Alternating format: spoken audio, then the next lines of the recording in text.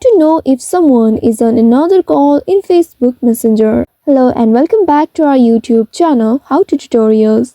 In today's video, I'm going to show you how you can know if someone is on another call in Facebook Messenger. However, there isn't a specific feature that helps you to know if someone is on another call in Messenger or not. Review some of these indications that might show you that someone is on another call in Messenger. First of all, open your Messenger application on your device and tap on the conversation of the person you wish to call. Inside the chat page, you'll be able to locate the audio or the video call icon at the top right corner of the chat screen. And when you tap on this call icon, if the person is currently engaged in another call, you'll be able to see the message stating that the person you are trying to reach is on another call. Sometimes this message may not be shown. Messenger will tell you to call that person later. Also, you can tap on the I button at the top right corner of your screen, and here tap on this audio or the video call. There, once you tap on it, you'll be able to see the message stating that the person is busy right now. However, this doesn't necessarily mean that they are on another call,